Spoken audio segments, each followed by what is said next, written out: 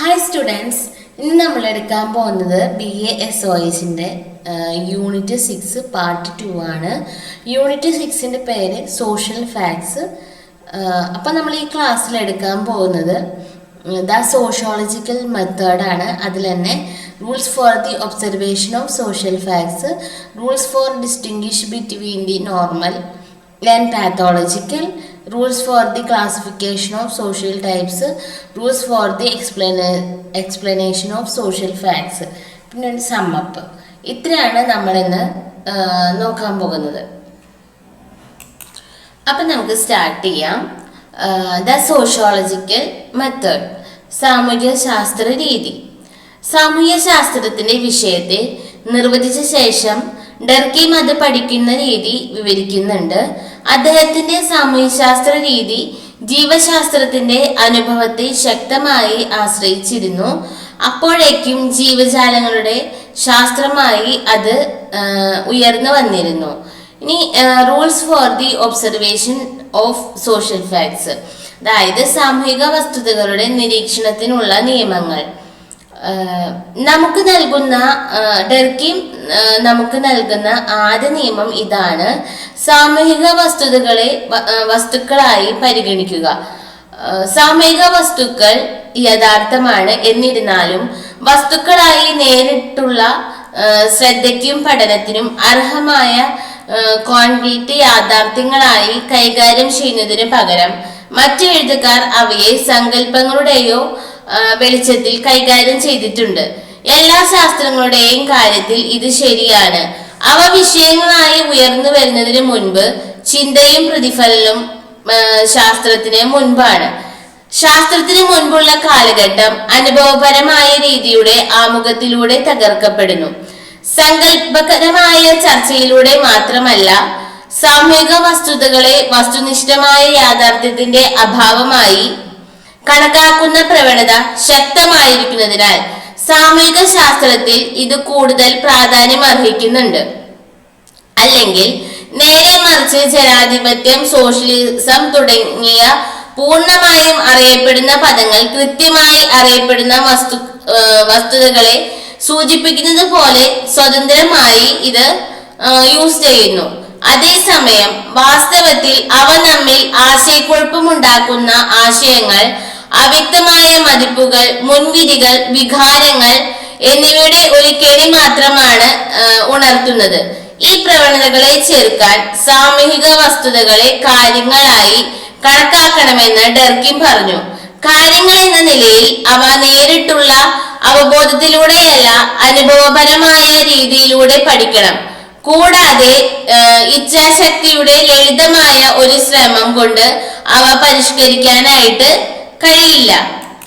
സാമൂഹിക വസ്തുതകളെ കാര്യങ്ങളായി പഠിക്കുമ്പോൾ വസ്തുനിഷ്ഠമാകാൻ 3 നിയമങ്ങൾ പാലിക്കേണ്ടതുണ്ട്. ഒന്നാമത്തെ, എല്ലാ മുൻധാരണകളും ഇല്ലാതാക്കണം. സാമൂഹിക ശാസ്ത്രജ്ഞർ സാധാരണക്കാരന്റെ മനസ്സിൽ ആധിപത്യം പുലർത്തുന്ന പൊതു ആശയങ്ങളിൽ നിന്ന് സ്വയം മോചിതരാകുകയും അവർ അന്വേഷിക്കാൻ ഉദ്ദേശിക്കുന്ന കാര്യങ്ങളോട് വൈകാരികമായി നിഷ്പക്ഷമായ ഒരു മനോഭാവം സ്വീകരിക്കുകയും വേണം. രണ്ടാമത്തെ, സാമൂഹ്യ ശാസ്ത്രജ്ഞർ ആശയങ്ങൾ കൃത്യമായി രൂപപ്പെടുത്തേണ്ടതുണ്ട്. ഗവേഷണത്തിന്റെ തുടക്കത്തിൽ തന്നെ സാമൂഹ്യ ശാസ്ത്രജ്ഞർക്ക് ഈ പ്രതിഭാസത്തെ കുറിച്ച് വളരെ കുറച്ച് മാത്രമേ അറിവുണ്ടാകൂ. അതിനാൽ നിരീക്ഷിക്കാൻ കഴിയുന്നത്ര ബാഹ്യമായ ഗുണങ്ങളുടെ അടിസ്ഥാനത്തിൽ അവരുടെ വിഷയത്തെ സങ്കല്പിച്ചുകൊണ്ട് അവർ മുന്നോട്ടു പോകണം. അതിനാൽ തൊഴിൽ വിഭജനത്തിൽ സമൂഹത്തിൽ പ്രബലമായിരിക്കുന്ന നിയമത്തിന്റെ തരം അടിച്ചമർത്തൽ അല്ലെങ്കിൽ പുനഃസ്ഥാപനം, ക്രിമിനൽ അല്ലെങ്കിൽ സിവിൽ നോക്കുന്നതിലൂടെ ഒരു സമൂഹത്തിലെ ഐക്യദാർഢ്യത്തിന്റെ തരം മനസ്സിലാക്കാനായിട്ട് കഴിയും. മൂന്നാമത്തെ പറയുന്നത്, സാമൂഹ്യ ശാസ്ത്രജ്ഞർ സാമൂഹിക വസ്തുതകളുടെ ചില ക്രമങ്ങളുടെ അന്വേഷണം നടത്തുമ്പോൾ അവയുടെ വ്യക്തിഗത പ്രകടനങ്ങളിൽ നിന്ന് സ്വതന്ത്രമായ ഒരു വശത്തു നിന്ന് അവയെ പരിഗണിക്കണം. സാമൂഹിക വസ്തുതകളുടെ വസ്തുനിഷ്ഠത അവ പ്രകടിപ്പിക്കുന്ന വ്യക്തിഗത വസ്തുതകളിൽ നിന്ന് വേർപെടുത്തിയിരിക്കുന്നതിനെ ആശ്രയിച്ചിരിക്കുന്നുണ്ട്. സാമൂഹിക വസ്തുതകൾ സമൂഹത്തിലെ അംഗങ്ങൾക്ക് ഒരു പൊതു മാനദണ്ഡം നൽകുന്നു. സാമൂഹിക വസ്തുതകൾ, നിയമങ്ങൾ, ധാർമ്മിക നിയന്ത്രണങ്ങൾ, പഴഞ്ചൊല്ലുകൾ, സാമൂഹിക കൺവെൻഷനുകൾ മുതലായവയുടെ രൂപത്തിൽ നിലനിൽക്കുന്നു. സാമൂഹിക ജീവിതത്തെ കുറിച്ച് മനസ്സിലാക്കാൻ സാമൂഹിക ശാസ്ത്രജ്ഞർ പഠിക്കേണ്ടത് ഇവയാണ്. കാലത്തിലും സ്ഥലത്തിനും അനുസരിച്ച് വ്യത്യാസപ്പെടുന്ന അഭിപ്രായ പ്രവാഹങ്ങളിൽ സാമൂഹിക വസ്തുതകൾ കാണപ്പെടുന്നു. ചില ഗ്രൂപ്പുകളെ കൂടുതൽ വിവാഹങ്ങളിലേക്കോ അല്ലെങ്കിൽ കൂടുതൽ ആത്മഹത്യകളിലേക്കോ അല്ലെങ്കിൽ ഉയർന്നതോ കുറഞ്ഞതോ ആയ ജനന നിരക്കിലേക്കോ പ്രേരിപ്പിക്കുന്നു. ഈ പ്രവാഹങ്ങൾ വ്യക്തമായും സാമൂഹിക വസ്തുതകളാണ്. ഒറ്റ നോട്ടത്തിൽ അവ വ്യക്തിഗത കേസുകളിൽ നിന്ന് സ്വീകരിക്കുന്ന രൂപങ്ങളിൽ നിന്ന് വേർതിരിക്കാനാവാത്തതായി തോന്നുന്നു. എന്നാൽ സ്ഥിതിവിവര കണക്കുകൾ അവയെ ഒറ്റപ്പെടുത്തുന്നതിനുള്ള മാർഗങ്ങൾ നമുക്ക് നൽകുന്നു. വാസ്തവത്തിൽ ജനന നിരക്കുകൾ, വിവാഹങ്ങൾ, ആത്മഹത്യകൾ എന്നിവയുടെ നിരക്കുകൾ അവ ഗണ്യമായ കൃത്യതയോടെ റെപ്രസെന്റ് ചെയ്യുന്നു. സാമൂഹിക പ്രവാഹങ്ങൾ സൈദ്ധാന്തിക ചരങ്ങളാണ്. അതേസമയം സ്ഥിതിവിവര കണക്കുകളുടെ നിരക്കുകൾ ഈ ചരങ്ങളെ പരാമർശിക്കുന്ന നിർദ്ദേശങ്ങൾക്ക് സ്ഥിരീകരണം നേടുന്നതിനുള്ള മാർഗങ്ങളാണ്. സാമൂഹിക പ്രവാഹങ്ങൾ നിരീക്ഷിക്കാൻ കഴിയില്ല എന്ന വസ്തുത തിരിച്ചറിഞ്ഞുകൊണ്ട് അനുഭവപരമായ പരിശോധന സാധ്യമാകുന്നതിന് രീതിയുടെ ഉപകരണങ്ങൾ അവ അവതരിപ്പിക്കണമെന്ന് അദ്ദേഹം നിർബന്ധിക്കുന്നു. സാമൂഹിക വസ്തുതകൾ പഠിക്കാൻ കഴിയുന്ന രീതിക്ക് ഡെർകിം നൽകിയ ഏറ്റവും മികച്ച ഉദാഹരണമാണ് ആത്മഹത്യാ നിരക്കുകളുടെ കാര്യം എന്നത് ഇവിടെ ശ്രദ്ധിക്കേണ്ടതാണ്. അടുത്തതാണ് rules for distinguishing between the normal and the pathological. സാമൂഹിക വസ്തുതകളുടെ നിരീക്ഷണത്തിനുള്ള നിയമങ്ങൾ നമുക്ക് നൽകിയ ശേഷം ഡെർകിം സാധാരണ രോഗശാസ്ത്രപരമായ സാമൂഹിക വസ്തുതകൾ എന്നിവ വേർതിരിച്ച് കാണിക്കുന്നു. അദ്ദേഹം ചൂണ്ടിക്കാണിച്ചതുപോലെ മനുഷ്യരെ കുറിച്ചുള്ള ശാസ്ത്രീയ പഠനത്തെ പല എഴുത്തുകാരും സ്വന്തമായതിൽ നിന്ന് വ്യത്യസ്തമായ രോഗശാസ്ത്രപരമായ പെരുമാറ്റ രീതികളായി കണക്കാക്കുന്ന പ്രവണത വലിയ തോതിൽ പിന്നോട്ട് നീക്കിയിട്ടുണ്ട്. എന്നാൽ ഡെർകിം വിശദീകരിക്കുന്നത് സാമൂഹിക വസ്തുത അത് നിലനിൽക്കുന്ന സമൂഹത്തിന്റെ പശ്ചാത്തലത്തിൽ മനസ്സിലാക്കുവാൻ സാധാരണമായി കണക്കാക്കപ്പെടുന്നു എന്നാണ്. ഒരു പ്രത്യേക തരം സമൂഹത്തിന് പൊതുവായ ഒരു സാമൂഹിക വസ്തുത ആ സാമൂഹിക തരത്തിന് ഉപയോഗപ്രദമാകുമ്പോൾ സാധാരണമാണെന്ന് അദ്ദേഹം കൂട്ടിച്ചേർക്കുന്നു. ഒരു ഉദാഹരണമായി അദ്ദേഹം കുറ്റകൃത്യത്തെ ഉദ്ധരിക്കുന്നു. കുറ്റകൃത്യത്തെ നമ്മൾ രോഗാവസ്ഥയായി കണക്കാക്കുന്നു. എന്നാൽ ശാസ്ത്രീയ വീക്ഷണകോണിൽ നിന്ന് നമ്മൾ വിശ്വസിക്കുന്ന മൂല്യങ്ങളെ ലംഘിക്കുന്നതിനാൽ കുറ്റകൃത്യത്തെ അത് അധാർമികമെന്ന് വിളിക്കാമെങ്കിലും അതിനെ അസാധാരണമാണെന്ന് വിളിക്കുന്നത് തെറ്റാണെന്ന് ഡെർകിം വാദിക്കുന്നു. ഒന്നാമതായി, കുറ്റകൃത്യങ്ങൾ ഒരു പ്രത്യേക തരത്തിലുള്ള മിക്ക സമൂഹങ്ങളിലും മാത്രമല്ല എല്ലാ തരം സമൂഹങ്ങളിലും നിലനിൽക്കുന്നു. രണ്ടാമതായി, ഇടയ്ക്കിടെയുള്ള വ്യതിയാനങ്ങളോ മാനദണ്ഡങ്ങളുടെ ലംഘനങ്ങളോ ഇല്ലായിരുന്നുവെങ്കിൽ മനുഷ്യന്റെ പെരുമാറ്റത്തിൽ ഒരു മാറ്റവും ഉണ്ടാകില്ല. അതുപോലെ തന്നെ പ്രധാനപ്പെട്ടതും ഒരു സമൂഹത്തിന് നിലവിലുള്ള മാനദണ്ഡങ്ങൾ പുനഃസ്ഥാപിക്കാനോ അല്ലെങ്കിൽ അത്തരം പെരുമാറ്റം പുനഃപരിശോധിക്കാനോ മാനദണ്ഡം തന്നെ പരിഷ്കരിക്കാനോ കഴിയുന്ന അവസരങ്ങളുമില്ല. ധാർമ്മികതയുടെയും നിയമത്തിന്റെയും സാധാരണ പരിണാമത്തിന് കുറ്റകൃത്യം ഉപയോഗപ്രദമാണെന്ന് കാണിക്കാൻ ഡെർകിം സോക്രട്ടീസിന്റെ കേസ് ഉദ്ധരിക്കുന്നു. അദ്ദേഹം ഏതൻസിലെ നിയമം അനുസരിച്ച് ഒരു കുറ്റവാളിയായിരുന്നു. അദ്ദേഹത്തിന്റെ കുറ്റകൃത്യം അദ്ദേഹത്തിന്റെ ചിന്തയുടെ സ്വാതന്ത്ര്യമായിരുന്നു. എന്നാൽ അദ്ദേഹത്തിന്റെ കുറ്റകൃത്യം അദ്ദേഹത്തിന്റെ രാജ്യത്തിന് ഒരു സേവനം തന്നെ നൽകി. കാരണം അത് ഏതൻസുകാർക്ക് ആവശ്യമായ ഒരു പുതിയ ധാർമ്മികതയും വിശ്വാസവും തയ്യാറാക്കാൻ സഹായിച്ചു. ഇത് പല രാജ്യങ്ങളിലും ആളുകൾ ആസ്വദിക്കുന്ന ചിന്താ സ്വാതന്ത്ര്യം അദ്ദേഹത്തെ പോലുള്ള ആളുകളാൽ സാധ്യമായി എന്ന അർത്ഥത്തിൽ അത് മനുഷ്യരാശിക്ക് ഒരു സേവനം ചെയ്തു. വൈദ്യശാസ്ത്ര പഠനം ശാസ്ത്രീയമായി മാറിയ രീതി ഡെർകിമിനെ ആകർഷിച്ചിരുന്നു.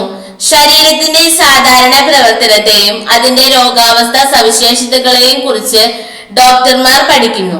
ഈ രണ്ട് സവിശേഷതകളെയും കുറിച്ചുള്ള പഠനം ശരീരത്തിന്റെ സ്വഭാവം തിരിച്ചറിയാനായിട്ട് ഹെൽപ്പ് ചെയ്യുന്നു. സാമൂഹിക വസ്തുതകൾ പഠിക്കാൻ അദ്ദേഹം ഈ രീതി പ്രയോഗിച്ചു. സമൂഹത്തിലെ തൊഴിൽ വിഭജനത്തിനെ കുറിച്ചുള്ള പഠനത്തിൽ പുസ്തകത്തിന്റെ ആദ്യ 2 ഭാഗങ്ങളിലെ സാധാരണ സവിശേഷതകളും 3-ാം ഭാഗത്തിലെ അസാധാരണ സവിശേഷതകളും അദ്ദേഹം വിശദീകരിച്ചു. കുറ്റകൃത്യവും ശിക്ഷയും രണ്ടും സാധാരണമാണെന്ന് അദ്ദേഹം കണക്കാക്കി. ഒരു സാമൂഹിക വസ്തുത എങ്ങനെയാണ് സാധാരണമാകുന്നത്? കുറ്റകൃത്യങ്ങളുടെ നിരക്ക് ഒരു പ്രത്യേക സാമൂഹിക തരത്തിന് കൂടുതലോ കുറവോ സ്ഥിരതയെ കവിയുമ്പോൾ അത് അസാധാരണമോ രോഗാവസ്ഥ വസ്തുതയോ ആയി മാറുന്നു. അതുപോലെ അതേ മാനദണ്ഡങ്ങൾ ഉപയോഗിച്ച് ആത്മഹത്യ ഒരു സാധാരണ സാമൂഹിക വസ്തുതയാണ്. ജീവിത സംരക്ഷണത്തെ കേവലമാക്കുന്ന ഒരു കൂട്ടം മൂല്യങ്ങൾക്ക് വിരുദ്ധമായതിനാൽ അതിനെ തെറ്റായ അല്ലെങ്കിൽ അധാർമികമായി കണക്കാക്കാം. എന്നാൽ 19-ാം നൂറ്റാണ്ടിൽ പടിഞ്ഞാറൻ യൂറോപ്പിൽ ആത്മഹത്യാ നിരക്കിലുണ്ടായ പെട്ടെന്നുള്ള വർധന ഡർക്കീമിന് ആശങ്കയുണ്ടാക്കി. ഈ പ്രതിഭാസത്തെ കുറിച്ച് പഠിക്കാൻ അദ്ദേഹം തീരുമാനിച്ചതിന്റെ ഒരു കാരണവും ഇതായിരുന്നു. Rules for the classification of social types. സാമൂഹിക തരങ്ങളുടെ വർഗീകരണത്തിനുള്ള നിയമങ്ങൾ. പണ്ഡിതന്മാർക്കിടയിൽ കൂട്ടായ ജീവിതത്തെ കുറിച്ച് 2 വിപരീത ആശയങ്ങൾ നിലവിലുണ്ട്. ഓരോ സമൂഹവും അദ്വിതീയമാണെന്നും അതിനാൽ നമുക്ക് സമൂഹങ്ങളെ താരതമ്യം ചെയ്യാൻ കഴിയില്ലെന്നും ചില ചരിത്രകാരന്മാർ വിശ്വസിക്കുന്നു. മറുവശത്ത് എല്ലാ സമൂഹങ്ങളും ഒരു ജീവിവർഗത്തിൽ പെട്ടതാണെന്നും മനുഷ്യവർഗം എന്നും എല്ലാ സാമൂഹിക പരിണാമവും മനുഷ്യ സ്വഭാവത്തിന്റെ പൊതുഗണങ്ങളിൽ നിന്നാണെന്നും തത്വചിന്തകർ വിശ്വസിക്കുന്നു. ഡർക്കിം ഒരു ഇടനിലപാട് സ്വീകരിക്കുന്നു. അദ്ദേഹം സാമൂഹിക ജീവിവർഗങ്ങളെ കുറിച്ചോ സാമൂഹിക തരങ്ങളെ കുറിച്ചോ സംസാരിക്കുന്നു.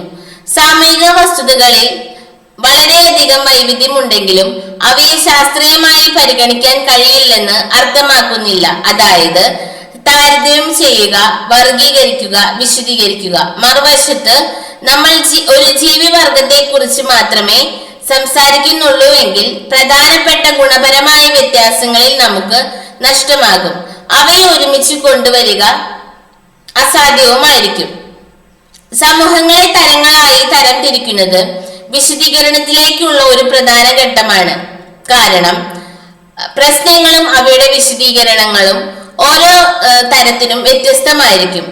ഒരു സാമൂഹിക വസ്തുത സാധാരണമാണോ അസാധാരണമാണോ എന്ന് തീരുമാനിക്കേണ്ടതും ആവശ്യമാണ്. കാരണം ഒരു സാമൂഹിക വസ്തുത ഒരു പ്രത്യേക സാമൂഹിക തരവുമായി ബന്ധപ്പെട്ട് മാത്രമേ സാധാരണമോ അസാധാരണമോ ആകുന്നുള്ളൂ. സാമൂഹിക തരങ്ങളുടെ വർഗീകരണത്തിന് സാമൂഹിക രൂപഘടന എന്ന പദം ഡർക്കിം ഉപയോഗിക്കുന്നുണ്ട്. സാമൂഹിക തരം എങ്ങനെ രൂപപ്പെടുന്നു എന്നതാണ്. തരം എന്ന വാക്കിന്റെ അർത്ഥം ഒരു ഗ്രൂപ്പിലെ നിരവധി യൂണിറ്റുകളുടെ പൊതുവായ സാമൂഹിക സവിശേഷതകളാണ്. ഉദാഹരണത്തിന് ബാച്ചിലർമാർ, വിവാഹിതർ എന്നിവ 2 തരത്തിൽ പെടുന്നു. ആത്മഹത്യാ നിരക്ക് ബാച്ചിലർമാർക്കിടയിൽ കൂടുതലായി കാണപ്പെടുന്നുണ്ടെന്ന് ഡർക്കിമിന് കാണിക്കാൻ കഴിഞ്ഞു. ദയവായി ഇത് വ്യക്തിഗത കേസുകളിൽ പ്രയോഗിക്കരുത്. ഓരോ പ്രത്യേക സമൂഹത്തെയും നാം പൂർണ്ണമായി പഠിക്കുകയും പിന്നീട് സമാനതകളും വ്യത്യാസങ്ങളും കാണുന്നതിന് അവയെ താരതമ്യം ചെയ്യുകയും വേണം. അതനുസരിച്ച് നമുക്ക് അവയെ തരംതിരിക്കാം.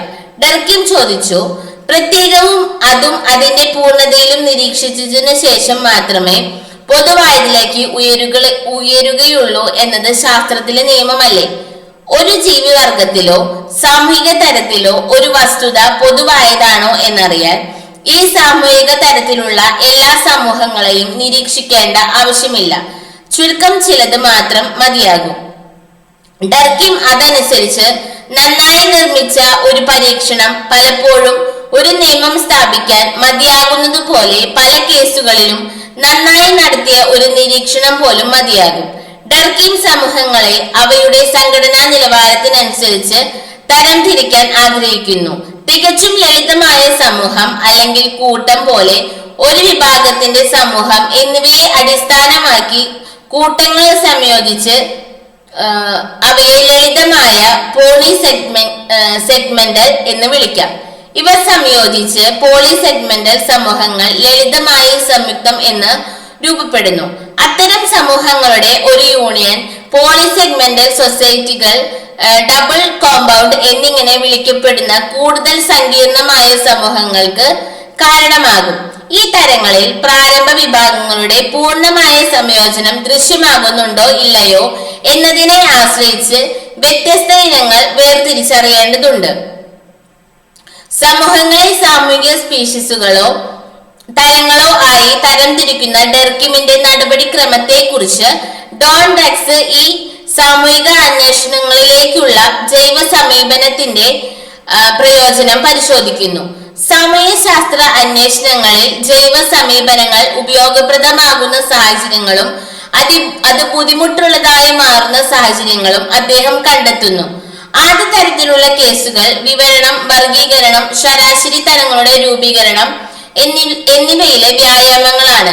സമൂഹങ്ങളുടെ ചരിത്രം പഠന വിഷയമാകുമ്പോൾ സാമൂഹ്യശാസ്ത്ര അന്വേഷണങ്ങളിൽ ജൈവ സമീപനം ഉപയോഗിക്കുന്നതിൽ ബുദ്ധിമുട്ടുകൾ ഉണ്ടാകുന്നു. അത്തരം സന്ദർഭങ്ങളിൽ സ്പീഷീസുകൾ ചരിത്ര പ്രക്രിയയിൽ നിന്ന് രചയിതാക്കൾ കണ്ടെത്തുന്നു. അതിനാൽ പരിണാമ സിദ്ധാന്തം ഇവിടെ സഹായകരമല്ല. Rules for the explanation of social facts. സാമൂഹിക വസ്തുതകളെ വിശദീകരണത്തിനുള്ള നിയമങ്ങൾ.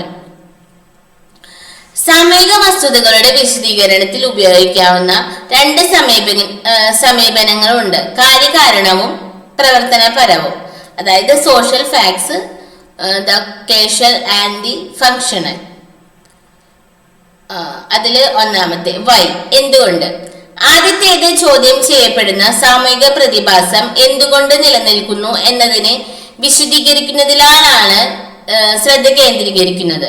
രണ്ടാമത്തേതിൽ പരിഗണനയിലുള്ള വസ്തുതയ്ക്കും സാമൂഹിക ജീവിയുടെ പൊതുവായ ആവശ്യങ്ങൾക്കും ഈ കത്തിടപാടുകൾ എന്താണെന്നും തമ്മിലുള്ള കത്തിടപാട് സ്ഥാപിക്കുന്നത് ഉൾപ്പെടുന്നു. ഒരു സാമൂഹിക വസ്തുതയ്ക്ക് കാരണമാകുന്ന കാരണങ്ങൾ അത് നിറവേറ്റുന്ന സാമൂഹിക പ്രവർത്തനങ്ങളിൽ നിന്ന് വേറിട്ട് തിരിച്ചറിയണം. സാധാരണയായി പ്രവർത്തനങ്ങൾ വ്യക്തമാകുന്നതിന് മുൻപ് ഒരാൾ കാരണങ്ങൾ സ്ഥാപിക്കാൻ ശ്രമിക്കും. കാരണം ഒരു പ്രതിഭാസത്തെ നിലവിൽ കൊണ്ടുവരുന്ന കാരണങ്ങളെ കുറിച്ചുള്ള അറിവ് ചില സാഹചര്യങ്ങളിൽ അതിന്റെ സാധ്യമായ പ്രവർത്തനങ്ങളെ കുറിച്ച് ചില ഉൾക്കാഴ്ച നേടാൻ നമ്മെ അനുവദിക്കും. കാരണത്തിനും പ്രവർത്തനത്തിനും പ്രത്യേക സ്വഭാവമുണ്ടെങ്കിലും ഇത് രണ്ടും തമ്മിലുള്ള പരസ്പര ബന്ധത്തെ തടയുന്നില്ല. ഒന്ന് ഏത് രീതിയിലും ആരംഭിക്കാം. വാസ്തവത്തിൽ ഒന്നാം ഭാഗത്തിലെ പ്രവർത്തനങ്ങളുമായുള്ള തൊഴിൽ വിഭജനത്തെ കുറിച്ചുള്ള പഠനത്തിന്റെ തുടക്കത്തിലും രണ്ടാം ഭാഗത്തിലെ കാരണങ്ങളിലേക്കുള്ള പഠനത്തിനും ഡർക്കിം ഒരർത്ഥം കാണുന്നു. അതേ കൃതിയിൽ നിന്ന് നമുക്ക് ശിക്ഷയുടെ ഉദാഹരണം എടുക്കാം. കുറ്റകൃത്യം ഒരു സമൂഹത്തിലെ കൂട്ടായ വികാരങ്ങളെ വ്രണപ്പെടുത്തുന്നു. അതേസമയം ശിക്ഷയുടെ ധർമ്മം ഈ വികാരങ്ങളെ ഒരേ തീവ്രതയിൽ നിലനിർത്തുക എന്നതാണ്. അവയ്ക്കെതിരായ കുറ്റകൃത്യങ്ങൾ ശിക്ഷിക്കപ്പെട്ടില്ലെങ്കിൽ സാമൂഹിക ഐക്യത്തിന് ആവശ്യമായ വികാരങ്ങളുടെ ശക്തി സംരക്ഷിക്കപ്പെടില്ല. 1940കളിലും 50കളിലും US സാമൂഹ്യ ശാസ്ത്രത്തിൽ പ്രബലമായിരുന്ന പ്രവർത്തനപരത ഡർക്കിമിന്റെ പ്രവർത്തന സങ്കല്പത്തിന് വളരെയധികം കടപ്പെട്ടിരിക്കുന്നുവെന്ന് നമുക്ക് കാണാനായിട്ട് സാധിക്കും. ഇനി രണ്ടാമത്തെ, എങ്ങനെ. സാമൂഹിക വസ്തുതകളെ വിശദീകരിക്കുന്നതിനുള്ള രണ്ട് സമീപനങ്ങളെ വേർതിരിച്ചറിഞ്ഞ ഡർക്കിമിന്റെ അടുത്ത ആശങ്ക അവ വികസിപ്പിക്കാവുന്ന രീതി നിർണയിക്കുക എന്നതാണ്. സാമൂഹിക വസ്തുതകളുടെ ഈ സ്വഭാവം വസ്തുതകളെ വിശദീകരിക്കുന്ന രീതിയെ നിർണയിക്കുന്നു. സാമൂഹ്യ ശാസ്ത്രത്തിന്റെ വിഷയത്തിന് ഒരു സാമൂഹിക സ്വഭാവം ഉള്ളതിനാൽ അത് കൂട്ടായ സ്വഭാവം ഉള്ളതിനാൽ വിശദീകരണത്തിനും ഒരു സാമൂഹിക സ്വഭാവം ഉണ്ടായിരിക്കണം. വ്യക്തിക്കും സമൂഹത്തിനും ഇടയിൽ ഡർക്കിം ഒരു മൂർച്ചയുള്ള രേഖ വരയ്ക്കുന്നു. സമൂഹം അത് രചിക്കുന്ന വ്യക്തികളിൽ നിന്ന് വേറിട്ട ഒരു യാഥാർത്ഥ്യമാണ്. അതിന് അതിൻ്റെതായ സ്വഭാവ സവിശേഷതകളുണ്ട്. മനഃശാസ്ത്രത്തിനും സാമൂഹ്യ ശാസ്ത്രത്തിനും ഇടയിൽ ഒരു രേഖയുണ്ട്. വ്യക്തിഗത സ്വഭാവ സവിശേഷതകളുടെ അടിസ്ഥാനത്തിലോ മനഃശാസ്ത്രത്തിന്റെ അടിസ്ഥാനത്തിലോ സാമൂഹിക വസ്തുതകളെ നേരിട്ട് വിശദീകരിക്കാനുള്ള ഏതൊരു ശ്രമവും വിശദീകരണത്തിനെ തെറ്റാക്കും. അതിനാൽ കാര്യകാരണ വിശദീകരണത്തിന്റെ കാര്യത്തിൽ ഒരു സാമൂഹിക വസ്തുതകളെ നിർണായ കാരണം അന്വേഷിക്കേണ്ടത് വ്യക്തിഗത ബോധത്തിന്റെ അവസ്ഥകൾക്കിടയിലല്ല, അതിനു മുൻപുള്ള സാമൂഹിക വസ്തുതകൾക്കിടയിലാണ്. ഡർക്കിമിന്റെ വിശദീകരണ യുക്തിയെക്കുറിച്ചുള്ള അവസാന കാര്യം സാമൂഹ്യ ശാസ്ത്രത്തിന്റെ താരതമ്യ സ്വഭാവത്തിലുള്ള അദ്ദേഹത്തിന്റെ ഊന്നലാണ്. ഒരു പ്രത്യേക വസ്തുത മറ്റൊന്നിന്റെ കാരണമാണെന്ന് കാണിക്കാൻ അവ ഒരേ സമയം ഉള്ളതോ ഇല്ലാത്തതോ ആയ കേസുകളെ താരതമ്യം ചെയ്യണം. ഈ വ്യത്യസ്ത സാഹചര്യങ്ങളുടെ സംയോജനത്തിൽ അവ അവതരിപ്പിക്കുന്ന വ്യതിയാനങ്ങൾ ഒന്ന് മറ്റൊന്നിനെ ആശ്രയിച്ചിരിക്കുന്നു എന്ന് സൂചിപ്പിക്കുന്നുണ്ടോ എന്ന് നോക്കണം. സാമൂഹ്യ ശാസ്ത്രജ്ഞർ സാധാരണയായി ലബോറട്ടറി നിയന്ത്രിത പരീക്ഷണങ്ങൾ നടത്താറില്ല. മറിച്ച് റിപ്പോർട്ട് ചെയ്ത വസ്തുതകൾ പഠിക്കുകയോ ഫീൽഡിൽ പോയി സ്വയമേവ ഉൽപ്പാദിപ്പിക്കപ്പെട്ട സാമൂഹിക വസ്തുതകൾ നിരീക്ഷിക്കുകയോ ചെയ്യുന്നതിനാൽ അവർ പരോക്ഷ പരീക്ഷണ രീതി അല്ലെങ്കിൽ താരതമ്യേന ഉപയോഗിക്കുന്നു. ജെയ്സ് മില്ലിന്റെ സിസ്റ്റം ഓഫ് ലോജിക് പിന്തുടർന്ന് ഡർക്ക്ഹൈം താരതമ്യ രീതിയുടെ നടപടിക്രമമായി സഹജമായ വ്യതിയാനങ്ങളുടെ രീതിയെ അഭിനന്ദനാർഹമായി പരാമർശിക്കുന്നു. അദ്ദേഹം ഇതിനെ സാമൂഹിക ഗവേഷണത്തിന്റെ ഉപകരണ മികവ് എന്ന് വിളിക്കുന്നു. ഈ രീതി വിശ്വസനീയമാകണമെങ്കിൽ നമ്മൾ താരതമ്യം ചെയ്യുന്ന വ്യത്യസ്തമായ എല്ലാ വേരിയബിളുകളും കർശനമായി ഒഴിവാക്കേണ്ടതില്ല. മതിയായ എണ്ണത്തിലും വൈവിധ്യത്തിലുമുള്ള കേസുകളിൽ കാണപ്പെടുന്ന രണ്ട് പ്രതിഭാസങ്ങൾ തമ്മിലുള്ള സമാന്തരത്വം അവയ്ക്കിടയിൽ ഒരു സാധ്യമായ ബന്ധം നിലനിൽക്കുന്നു എന്നതിന്റെ തെളിവാണ്. അതിന്റെ സാധുത അനുരൂപമായ വ്യതിയാനങ്ങൾ യാദൃശ്ചികമായിട്ടല്ല, മറിച്ച് ആന്തരികമായി കാര്യകാരണ ബന്ധത്തെ പ്രദർശിപ്പിക്കുന്നു എന്ന വസ്തുത മൂലമാണ്. ഇതവ തുടർച്ചയായി പരസ്പരം സ്വാധീനിക്കുന്നതായി കാണിക്കുന്നു, കുറഞ്ഞത് അവയുടെ ഗുണനിലവാരത്തെ സംബന്ധിച്ചിടത്തോളം. ഡർക്കിമിന്റെ അഭിപ്രായത്തിൽ താരതമ്യത്തിൽ നിന്ന് ഒഴിവാക്കപ്പെട്ട പ്രതിഭാസങ്ങളുടെ അവസ്ഥ എന്തു തന്നെയായാലും സ്ഥിരമായ പൊരുത്തക്കേട് അതിൽ തന്നെ ഒരു നിയമമാണ്. രണ്ട് പ്രതിഭാസങ്ങൾ പരസ്പരം നേരിട്ട് വ്യത്യാസപ്പെടുമ്പോൾ ചില സന്ദർഭങ്ങളിൽ ഈ പ്രതിഭാസങ്ങളിൽ ഒന്ന് മറ്റൊന്നില്ലാതെ നിലനിൽക്കുമ്പോഴും ഈ ബന്ധം അംഗീകരിക്കണം. കാരണം വിപരീതമായ എന്തെങ്കിലും കാരണത്തിന്റെ പ്രവർത്തനം കാരണം അതിന്റെ ഫലം ഉൽപ്പാദിപ്പിക്കുന്നതിൽ നിന്ന് തടയപ്പെട്ടിരിക്കാം, അല്ലെങ്കിൽ അത് നിലവിലുണ്ടായിരിക്കാം, പക്ഷേ മുൻപ് നിരീക്ഷിച്ചതിൽ നിന്ന് വ്യത്യസ്തമായ ഒരു രൂപത്തിലായിരിക്കണം. ഉദാഹരണത്തിന്, ഒരു ചെടിക്ക് നേരിട്ട് സൂര്യപ്രകാശം ലഭിക്കുകയാണെങ്കിൽ അത് നേരെ വളരുന്നു. പക്ഷേ ഒരു ചെടിക്ക് പരോക്ഷ സൂര്യപ്രകാശം ലഭിക്കുമ്പോൾ അത് ആ വെളിച്ചത്തിലേക്ക് വളയുന്നു. സസ്യവളർച്ചയുടെ അനുബന്ധ വ്യതിയാനവും സൂര്യപ്രകാശവുമായുള്ള അതിന്റെ ബന്ധവും ഇത് കാണിക്കുന്നു. തീർച്ചയായും നമ്മൾ വസ്തുതകൾ പുനഃപരിശോധിക്കേണ്ടതുണ്ട്, പക്ഷേ രീതിപരമായി നടത്തുന്ന ഒരു പ്രകടനത്തിന്റെ ഫലങ്ങൾ നാം തിടുക്കത്തിൽ ഉപേക്ഷിക്കരുത്. ഒരേ സമയം വ്യത്യസ്ത തലങ്ങളിൽ ഒറ്റ സമൂഹം, ഒരേ തരത്തിലുള്ള സാമൂഹിക സമൂഹങ്ങൾ അല്ലെങ്കിൽ നിരവധി വ്യത്യസ്ത സാമൂഹിക ജീവിവർഗങ്ങൾ, ഇവയെല്ലാം ഒരേ സാമൂഹിക ജീവിവർഗങ്ങളുടെ ഭാഗമാണ്. എന്നിരുന്നാലും ഒരു പ്രത്യേക സാമൂഹിക ജീവിവർഗത്തിൽ പെടുന്ന ഒരു സാമൂഹിക സ്ഥാപനത്തെ പൂർണ്ണമായി വിശദീകരിക്കുന്നതിന് ആ സാമൂഹിക ജീവിവർഗത്തിൽ പെടുന്ന സമൂഹങ്ങൾക്കിടയിൽ മാത്രമല്ല, മുൻപത്തെ എല്ലാ ജീവിവർഗങ്ങളിലും അതിന്റെ വ്യത്യസ്ത രൂപങ്ങൾ താരതമ്യം ചെയ്യേണ്ടതുണ്ട്. അങ്ങനെ കുടുംബം, വിവാഹം, സ്വത്ത് മുതലായവയുടെ ഇന്നത്തെ അവസ്ഥ വിശദീകരിക്കാൻ അവയുടെ ഉത്ഭവവും ഈ സ്ഥാപനങ്ങൾ ഉൾക്കൊള്ളുന്ന ഘടകങ്ങളും അറിയേണ്ടത് ആവശ്യമാണ്.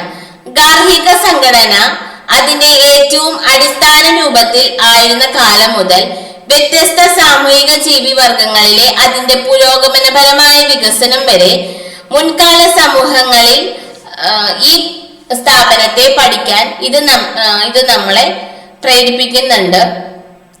എല്ലാം പഠിക്കാൻ എല്ലാ സാമൂഹിക ജീവിവർഗങ്ങളിലൂടെയും അതിന്റെ പൂർണ്ണമായ വികസനം പിന്തുടരുന്നതിലൂടെ അല്ലാതെ സങ്കീർണമായ സാമൂഹിക വസ്തുതയെ വിശദീകരിക്കാനായിട്ട് കഴിയില്ല. അക്രീഷൻ പ്രക്രിയ നമുക്ക് കാണാൻ കഴിയുന്നതിനാൽ അത് രചിക്കുന്ന പ്രത്യേക ഘടകങ്ങൾ ഇത് നമുക്ക് കാണിച്ചു തരും.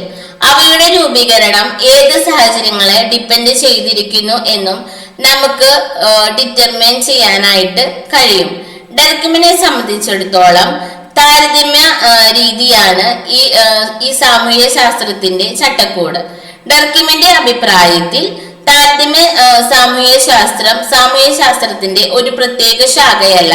അത് പൂർണ്ണമായും വിവരണാത്മകമാകാതിരിക്കുകയും വസ്തുതകൾ വിശദീകരിക്കാൻ ആഗ്രഹിക്കുകയും ചെയ്യുന്നിടത്തോളം അത് സാമൂഹ്യ ശാസ്ത്രം തന്നെയാണ്. നമുക്ക് സമർപ്പിക്കാം.